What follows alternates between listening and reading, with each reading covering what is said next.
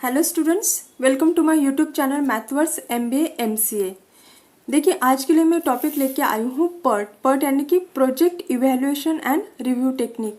देखिए, इसके पहले भी मैं पर्ट के 2 एग्जाम्पल आपके लिए सॉल्व करके दिए हुए हैं। आज मैं 3rd एग्जाम्पल सॉल्व करने वाली हूँ। स्टूडेंट देखिए, आप सबसे मेरी रिक्वेस्ट है कि प्लीज़ मेरे चैनल को सब्सक्राइब ज़रूर कीजिए। तो चलिए आज का अपना एग्जाम्पल स्टार्ट करते हैं। देखिए, एग्जाम्पल क्या है।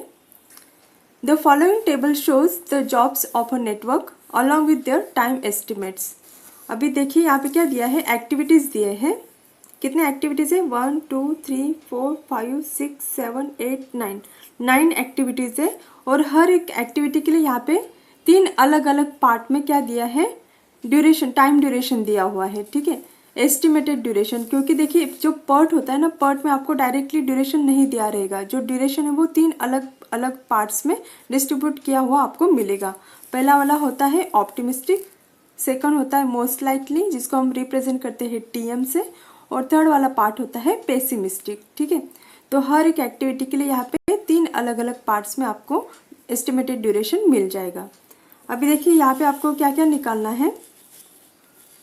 फर्स्ट देखिए, ड्रॉ द प्रोजेक्ट नेटवर्क, आपको यहाँ पे नेटवर्क डायग्राम निकालना है। सेकंड देखिए, find the expected duration and variance of each activity. यहाँ पे देखिए डायरेक्ट ड्यूरेशन नहीं दिया रहता है, तो आपको क्या निकालना पड़ेगा, यहाँ पे एक्सपेक्टेड ड्यूरेशन निकालना रहेगा। ठीक है, तभी जाके हम क्या करेंगे, हर एक एक्टिविटी का जो ड्यूरेशन है वो लिख सकते हैं। तो इस तरीके से यहाँ पे क्या फाइंड आउट करना, हमें एक्सपेक्टेड ड्यूरेशन और वेरिएंस फाइंड आउट करना है। उसके बाद में देखिए, calculate the earliest and latest occurrence for each event. उसके बाद में हमें क्या निकालना है, calculate expected project length, calculate the variance and standard deviation of project length, और लास्ट वाला देखिए क्या है, find the probability of a project completing in 40 days. 40 days में प्रोजेक्ट कंप्लीट करने की प्रोबेबिलिटी क्या हो सकती है, तो वो प्रोबेबिलिटी अपने को यहाँ पे फाइंड आउट करना है। तो चलिए अभी हम क्या करते हैं, इसका सॉल्यूशन निकालते हैं।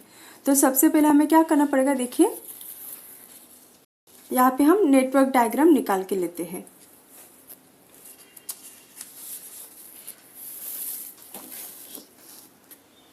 अभी देखिए पहला क्या है, एक्टिविटी क्या है, 1 to 2 1 to 6। ये ले लेते हैं हम 1 to 2 और 1 to 6।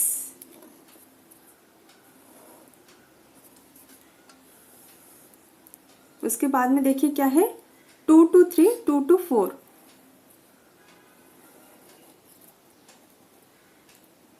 2 to 3 2 to 4 हो गया। देखिए 1 to 2 1 to 6 2 to 3 2 to 4। उसके बाद में देखिए 3 to 5 4 to 5। यहाँ पे ले लेते हैं हम 5, 3 to 5 4 to 5। अभी देखिए क्या है, ये हो गया 6 to 7। अभी यहाँ पे 6 है, तो हम यहाँ पे क्या ले लेते हैं, 7 ले लेते हैं। तो ये क्या हो गया, 6 to 7। उसके बाद में देखिए 5 to 8 7 to 8।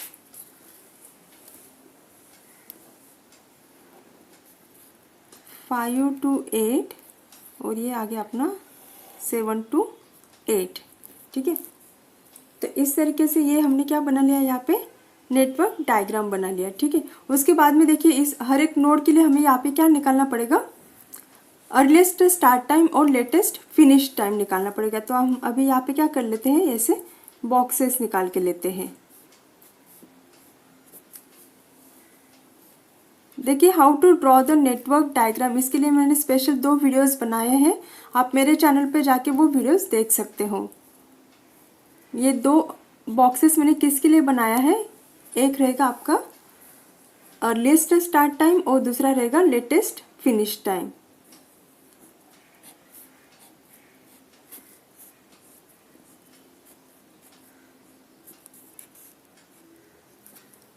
अभी देखिए उसके बाद में हमें क्या करना पड़ेगा, ये तो हो गया अपना network diagram.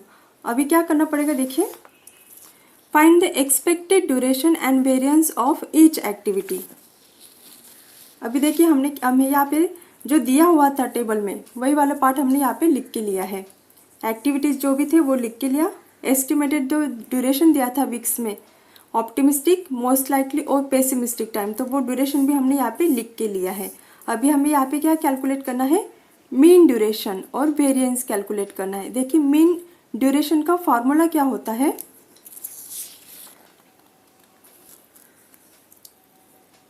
Mean duration represent किया जाता है टीई से। तो देखिए फॉर्मूला क्या रहेगा, optimistic time plus 4 into most likely time plus pessimistic time divided by 6। तो ये फार्मूला यूज़ करके हमें हर एक एक्टिविटी के लिए क्या निकालना है, मीन निकालना है।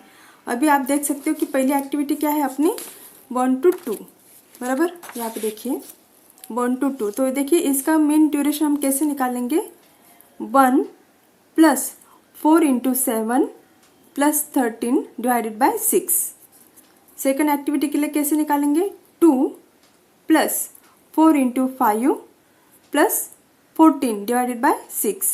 तो इसी तरीके से देखिए मैंने यहाँ पे मीन ड्यूरेशन हर एक एक्टिविटी के लिए कैलकुलेट किया है। फॉर एग्जांपल के लिए मैंने यहाँ पे आपके लिए 4 एक्टिविटीज़ के लिए मीन ड्यूरेशन निकाल के दिया है। तो देखिए जो फर्स्ट एक्टिविटी थी अपनी 1 to 2, तो वो कैसे निकालेंगे, 1 plus 4 into 7 plus 13 divided by 6। तो इसको कैलकुलेट करने के बाद देखिए मीन क्या आ जाएगा, 7। सेकेंड एक्टिविटी देखिए उसका ऑप्टिमिस्टिक टाइम कितना है, 2 प्लस 4 इंटू उसका मोस्ट लाइकली टाइम कितना है, 5 और पेसिमिस्टिक टाइम 14। तो 2 plus 4 into 5 plus 14 divided by 6। Calculation करने के बाद कितना आ जाएगा, 6।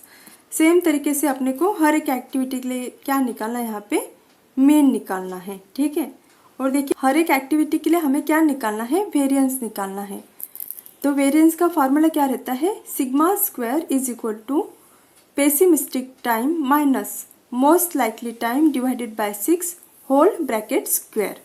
तो देखिए हर एक एक्टिविटी के लिए हमें वेरिएंस निकालना है। तो देखिए पेसिमिस्टिक टाइम पहला एक्टिविटी अगर हम देखते हैं 1 to 2, पेसिमिस्टिक टाइम क्या है उसका 13 minus 1 divided by 6 whole bracket square. Calculation करने के बाद कितना आ जाएगा उसका, 4 आ जाएगा। उसके बाद में देखिए second activity 14 minus 2 divided by 6 whole bracket square. Calculation के बाद कितना आ जाएगा, 4 आ जाएगा।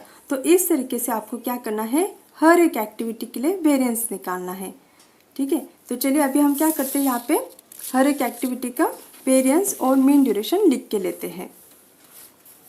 देखिए यहाँ पे हमने क्या किया, हर एक एक्टिविटी के लिए मीन ड्यूरेशन निकाला और वेरिएंस निकाला। हमारे पास जो भी फार्मूला था मीन ड्यूरेशन का और वेरिएंस का, वो यूज़ के हमने ये कैलकुलेशन किया है। अभी देखिए उसके बाद में नेक्स्ट स्टेप अपना क्या रहेगा, ये जो ड्यूरेशन अपने को मिला है मीन ड्यूरेशन हर एक एक्टिविटी का, वो हम क्या करते हैं, अभी अपना जो प्रोजेक्ट नेटवर्क डायग्राम था उस पर लिख के लेते हैं। अभी देखिए 1 to 2 का मीन ड्यूरेशन कितना है, 7। 1 to 2 का मीन ड्यूरेशन है 7। उसके बाद में देखिए 1 to 6 का कितना है, 6। 2 to 3 का 14, 2 to 3 का 14, 2 to 8 का 18। तो देखिए इस तरीके से हमने क्या किया, अपने पास जो मीन ड्यूरेशन निकाला था हमने हर एक एक्टिविटी के लिए, वो मीन ड्यूरेशन हमने यहाँ पे लिख के लिया है। हमने क्या किया, यहाँ पे हर एक एक्टिविटी के लिए जो मीन ड्यूरेशन था वो मीन ड्यूरेशन हमने यहाँ पे लिख के लिया। अभी देखिए हर एक नोड के लिए अपने को क्या निकालना है, EST यानी कि अर्लीस्ट स्टार्ट टाइम और LFT यानी कि लेटेस्ट फिनिश टाइम निकालना है हर एक नोड के लिए। तो नीचे वाला जो पार्ट रहता है उसको क्या बोलते हैं, हम EST बोलते हैं, और जो ऊपर वाला पार्ट रहता है उसको बोलते हैं हम LFT, लेटेस्ट फिनिश टाइम। इसको हम क्या बोल सकते हैं, लेटेस्ट कंप्लीशन टाइम भी बोल सकते हैं, ठीक है। जैसे मतलब अलग अलग बुक्स में अलग अलग वर्ड्स यूज़ किए जाते हैं, तो यहाँ पे हमने लेटेस्ट फिनिश टाइम ऐसा वर्ड यूज़ किया है। तो देखिए यहाँ पे हमें क्या करना पड़ेगा, अगर नोड 1 से 8 तक जाने तो उसको हम क्या बोलते हैं, फॉरवर्ड पास बोलते हैं, ठीक है। और जब नोड 8 से नोड 1 की तरफ जाएंगे तो उसको हम क्या बोलते हैं, बैकवर्ड पास। तो देखिए यहाँ पे क्या होता है, To find the critical path, we have to calculate the earliest start time and latest completion time. अभी देखिए जो अर्लीस्ट स्टार्ट टाइम होता है उसको क्या बोलते हैं हम, फॉरवर्ड पास बोलते हैं, और जो लेटेस्ट कंप्लीशन टाइम रहता है उसको हम बोलते हैं बैकवर्ड पास। अभी देखिए अर्लीस्ट स्टार्ट टाइम जब हम निकालते हैं तो मैक्सिमम ड्यूरेशन जो रहता है उसको हमें सिलेक्ट करना रहता है, और लेटेस्ट कंप्लीशन टाइम पे हम क्या करते हैं, जो मिनिमम ड्यूरेशन रहता है उसको हम सिलेक्ट करते हैं। ठीक है, तो चलिए अभी क्या करते हैं, हम हर एक नोड के लिए अर्लीस्ट स्टार्ट टाइम और लेटेस्ट कंप्लीशन टाइम निकालते हैं।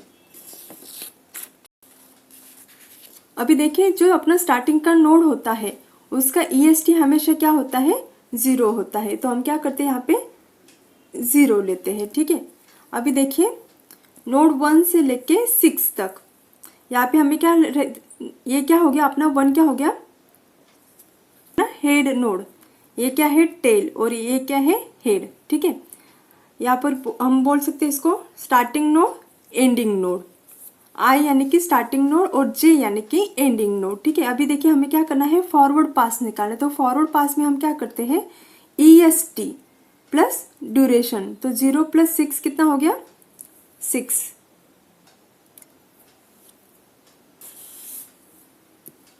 अभी देखिए यहाँ पे 0 + 7, यहाँ पे कितना आ जाएगा, 7 आ जाएगा। ठीक है, अभी देखिए एक्टिविटी कौन से है, 2 to 3, ये स्टार्टिंग एक्टिविटी है और ये एंडिंग एक्टिविटी। ठीक है, तो स्टार्टिंग एक्टिविटी का EST प्लस ड्यूरेशन, ऐसे हमें फॉरवर्ड पास में कैलकुलेशन करना है। 2 to 3, 2 क्या है अपना स्टार्टिंग एक्टिविटी, 3 क्या है एंडिंग एक्टिविटी, इसको हम बोलेंगे टेल, इसको बोलेंगे हेड। तो इसका हम EST कैसे निकालेंगे, एंडिंग एक्टिविटी का EST कैसे निकालेंगे, जो स्टार्टिंग एक्टिविटी है उसका EST प्लस ड्यूरेशन, तो 7 + 14 कितना हो गया, 21। ठीक है, अभी यहाँ पे देखिए नोड 4 के लिए निकालते हैं, तो 7 + 5 कितना हो गया, 12। ठीक है, अभी देखिए एक्टिविटी 7, यहाँ पे देखिए EST प्रीवियस नोड का EST कितना है, 6, 6 प्लस ड्यूरेशन कितना है, 11, 6 + 11 कितना हो गया, 17। अभी आप यहाँ पे देख सकते हो ये जो अपना नोड 5 है यहाँ पे 2 एरोज मिल रहे हैं। ठीक है, तो यहाँ पे जो मैक्सिमम ड्यूरेशन वाला रहेगा उसको हम सिलेक्ट करेंगे। अभी आप यहाँ पे देखिए 21 + 11 कितना हो गया, 32, और यहाँ पे देखिए 12 + 7 कितना हो गया, 19। तो देखिए यहाँ पे कितना हो रहा है, 32, और यहाँ पे कितना मिल रहा है हमें, 19। तो मैक्सिमम ड्यूरेशन कौन सा है, 32 का, हम तो मैक्सिमम ड्यूरेशन हम यहाँ पे सिलेक्ट करते हैं। ठीक है, अभी यहाँ पे देखिए लास्ट नोड बचा है अपने पास, नोड 8। अभी इसके लिए हमें क्या निकालना है, EST। अभी इसके लिए प्रीवियस नोड कौन कौन से है, यहाँ पे 5 है और यहाँ पे 7 है। अगर यहाँ पे देखिए नोड 7 का देखते हैं तो इसका EST प्लस ड्यूरेशन 17 + 18 कितना हो गया, 35। और यहाँ पे अगर ये वाला नोड अगर कंसिडर करते हैं तो देखिए 32 + 4 यहाँ पे कितना आ रहा है, 36, यानी कि यहाँ पे आ रहा है 35 और यहाँ पे आ रहा है 36। तो हम मैक्सिमम ड्यूरेशन लेते हैं, तो ये आ गया अपना 36। ठीक है, तो इस तरीके से हमने यहाँ पे क्या निकाल लिया, EST निकाल लिया। अभी क्या करना है, हमें LFT निकालना है, यानी कि लेटेस्ट फिनिश टाइम निकालना है। तो देखिए यहाँ पे क्या होता है, जो लास्ट नोड होता है उसका जो EST होता है वही उसका LFT होता है। तो यहाँ पे हम क्या करेंगे, 36 ही लेंगे। ठीक है, अभी देखिए इसके लिए नोड 5 के लिए हमें क्या करना है, LFT निकालना है। तो कैसे निकालेंगे, इस नोड का LFT माइनस ड्यूरेशन, तो 36 - 4 कितना हो गया, 32।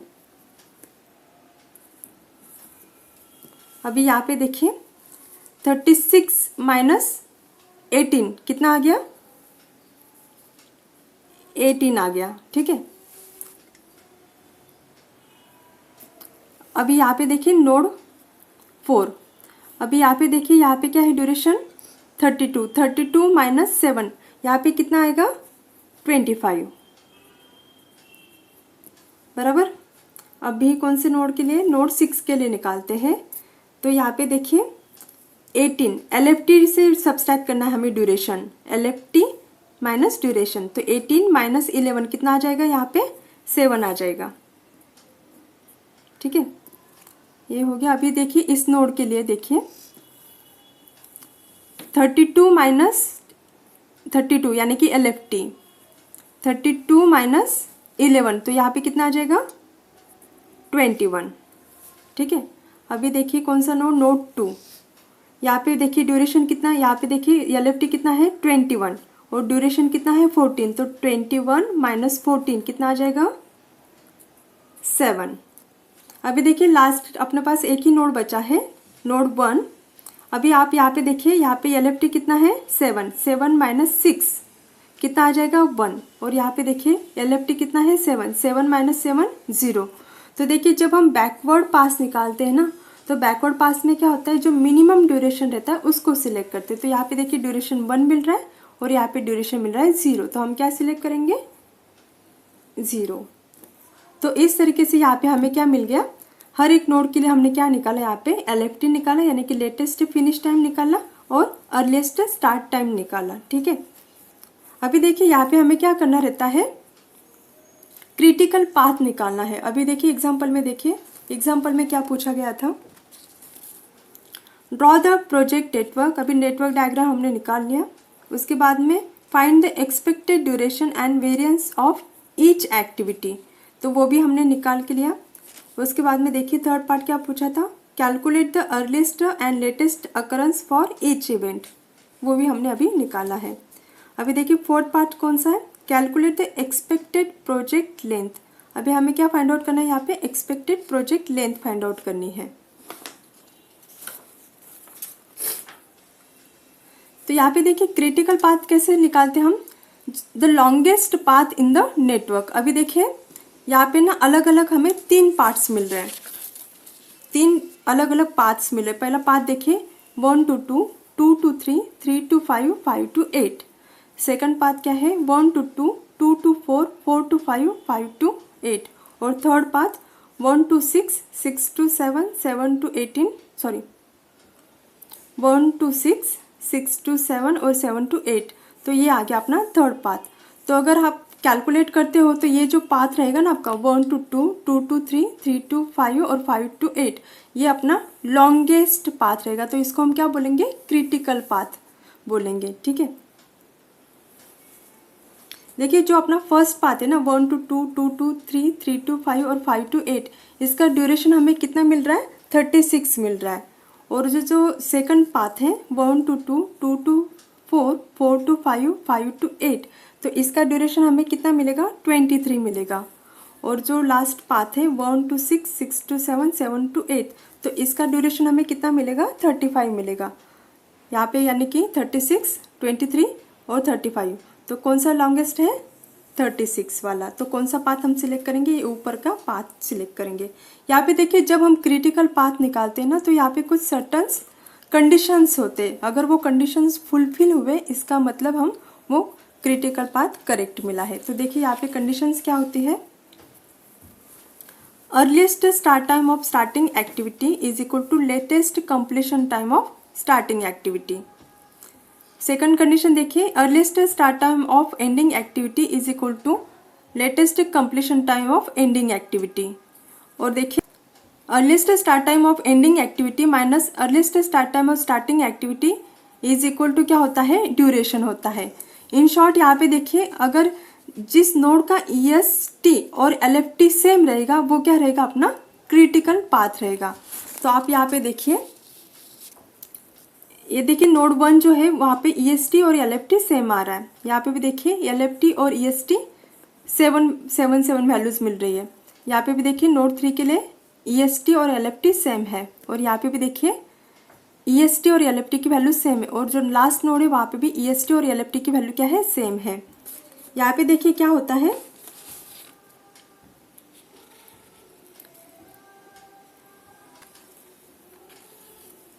तो अभी हम क्या करेंगे, यहाँ पे जो अपना क्रिटिकल पाथ है उसको हम यहाँ पे क्या कर लेते हैं, हाईलाइट कर लेते हैं।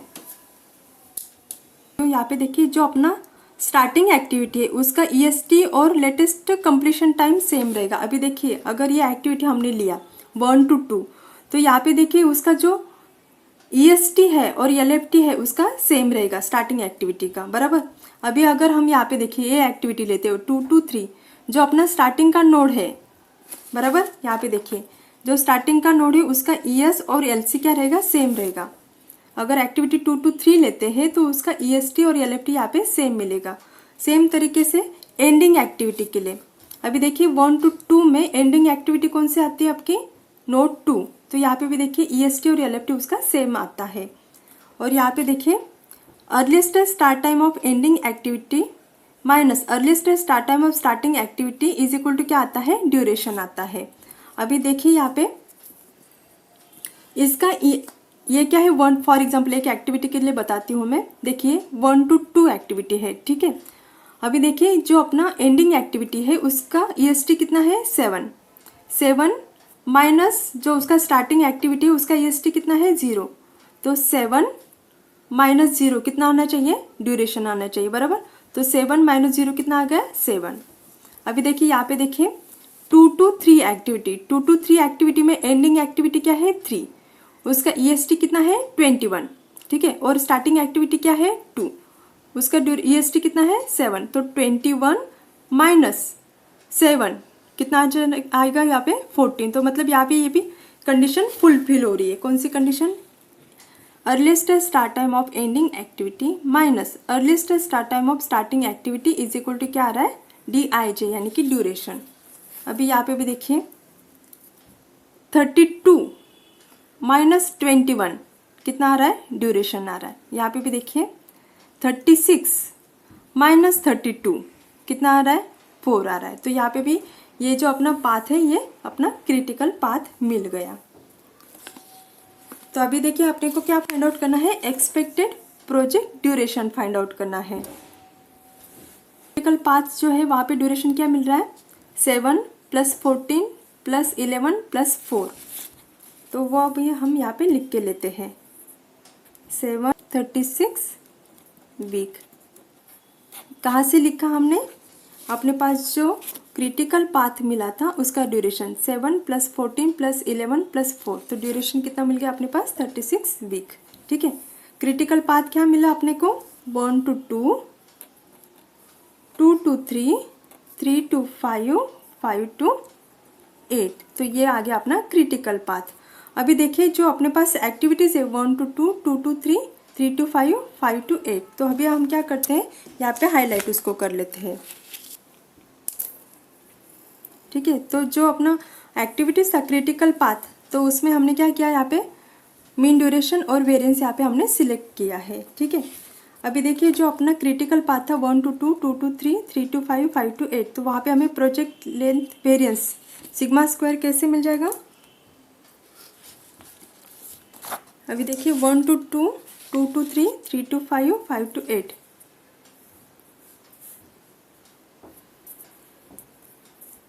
$25 मिल रहा है। 4 + 16 कितना हो गया, 20, और ये 5, तो ये कितना आ गया, 25। अभी देखिए प्रोजेक्ट लेंथ स्टैंडर्ड डेविएशन, देखिए स्टैंडर्ड डेविएशन किससे रिप्रेजेंट करते हैं हम, सिग्मा से रिप्रेजेंट करते हैं। यहाँ पे सिग्मा स्क्वायर कितना मिल गया अपने पास, 25 मिल गया, बराबर। तो यहाँ पे स्टैंडर्ड डेविएशन की वैल्यू कितनी मिल जाएगी, 5 मिल जाएगी। Calculate the standard normal variable, अभी देखिए उसको हम किससे रिप्रेजेंट करते हैं, Z से। Z is equal to TS - T divided by standard deviation, where TS क्या होता है, TS is the schedule time to complete the project. T क्या रहेगा, नॉर्मल एक्सपेक्टेड प्रोजेक्ट लेंथ रहेगा। सिग्मा क्या रिप्रेजेंट करता है, expected standard deviation of the project length.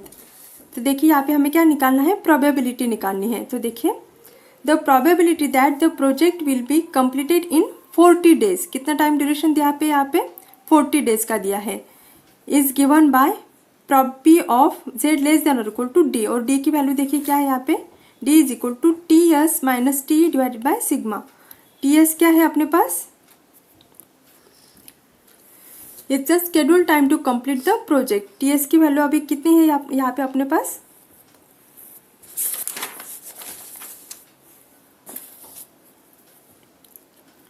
$40। और TE यानी कि एक्सपेक्टेड ड्यूरेशन, अभी देखिए एक्सपेक्टेड ड्यूरेशन हमने कितना निकाला था, यहाँ पे अपना जो क्रिटिकल पाथ था उसके लिए हमें एक्सपेक्टेड ड्यूरेशन मिल गया था 36, और सिग्मा की वैल्यू अभी हमने निकाली वो क्या थी, 5। तो देखिए ये कितना आ जाएगा 4 डिवाइडेड बाय 5, तो इसकी वैल्यू कितनी मिल जाएगी अपने पास 0.8। ठीक है, अभी ये वाला वैल्यू हमें कहाँ पे पुट करना पड़ेगा, यहाँ पे पुट करना पड़ेगा। तो देखिए P of Z less than और इक्वल टू D की वैल्यू कितनी मिली अपने पास 0.8। ठीक है, अभी देखिए ये जो वैल्यू है 0.8, अगर ये आप स्टैंडर्ड नॉर्मल वेरिएबल टेबल में देखोगे तो 0.8 की वैल्यू अपने को क्या मिल गई यहाँ पे 0.7881, यानी कि अगर इसको हम परसेंट में निकालते हैं तो ये कितना आ जाएगा 78.81%। ये वैल्यू आपने कहाँ पे देखनी है, 0.8 की वैल्यू कहाँ पे देखनी है, स्टैंडर्ड नॉर्मल वेरिएबल टेबल में देखनी है। ठीक है, तो ये वहाँ पे आपको वैल्यू कितनी मिल जाएगी 0.7881। आई होप कि आपको एग्जाम्पल समझ में आया होगा। देखिए यहाँ पे बहुत सिंपल वाला फार्मूला है।